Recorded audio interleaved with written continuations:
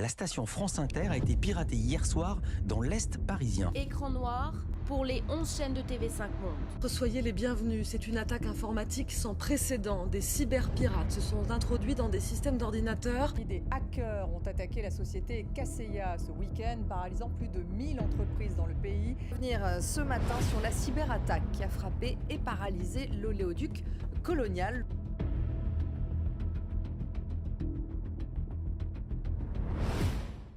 Seriez-vous à l'aise de vivre dans une maison dont quelqu'un d'autre aurait la clé?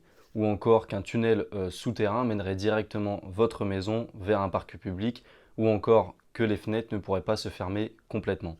Lui feriez-vous confiance pour votre vie privée et votre sécurité? Salut, c'est Val, bienvenue dans cette nouvelle vidéo et aujourd'hui je vais vous expliquer la cybersécurité en 5 minutes. Internet et cette maison. Alors cela ne veut pas dire de ne jamais entrer dans la maison, mais plutôt de connaître les dangers avant d'y stocker ces objets de valeur et de faire en sorte de les protéger. Alors pourquoi n'est-il pas sûr et pourquoi ne pouvons-nous pas simplement le fortifier jusqu'à ce qu'il soit sûr? Bien, tout d'abord, Internet n'a pas été conçu pour être ce qu'il est aujourd'hui. C'est comme si on avait décidé d'agrandir une boîte de chaussures en gratte-ciel. Internet s'est développé à l'origine lorsque les ordinateurs étaient si énormes et si chers à posséder que seules les universités, les grandes entreprises ou encore quelques gouvernements en avaient. Et le but à l'origine était de laisser ces supercalculateurs se parler ensemble.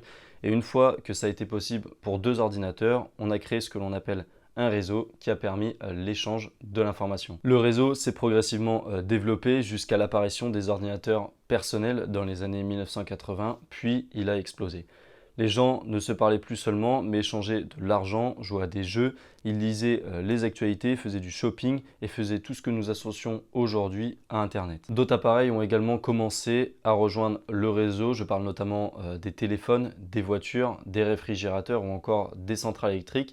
Mais la facilité avec laquelle tous ces appareils communiquent entre eux a un prix: la sécurité. Un ordinateur peut envoyer à un autre des instructions pour supprimer tout ce qu'il contient ou en prendre le contrôle. On les appelle les virus ou encore les logiciels malveillants. Aujourd'hui, une personne peut voler l'identité d'une autre en devinant ou en déchiffrant ou encore en extrayant un mot de passe, et de telles vulnérabilités ne disparaîtront jamais complètement puisqu'elles sont intégrées à l'architecture même d'Internet. Par exemple, les criminels les utilisent pour voler de la monnaie fiduciaire ou encore les gouvernements les utilisent pour la surveillance et enfin les activistes les utilisent pour mener à bien leur objectif politique. Entre 2004 et 2013, ce sont plus d'1 milliard d'enregistrements d'informations personnelles qui ont été volés ou divulgués suite à des violations de données sur des grandes entreprises. Alors comme expérience de pensée, imaginons à quoi pourrait ressembler un Internet totalement sécurisé. Les utilisateurs ne seraient pas autorisés à télécharger ou à installer quoi que ce soit sur ordinateur. Tout le trafic Internet serait surveillé et régulé par des robots et des humains, limitant ainsi massivement le nombre de sites web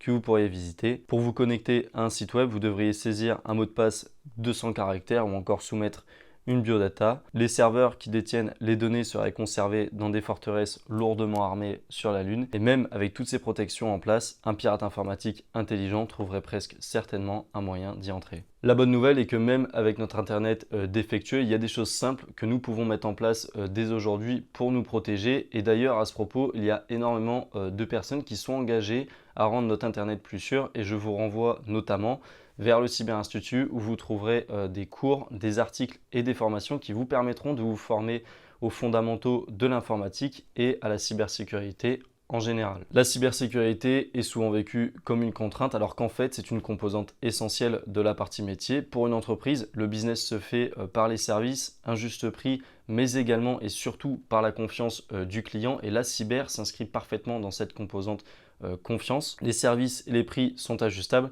alors que pour la cyber et la confiance, c'est 0 ou 1, on l'a ou on ne l'a pas. La maison qui est Internet aujourd'hui a peut-être été créée sur des fondations fragiles, mais elle a aussi été le foyer d'innovation et de libre-échange d'idées sans précédent. À nous de rendre Internet plus sûr et plus vivable malgré ses défauts. C'était Val, merci de votre attention. Ciao, ciao.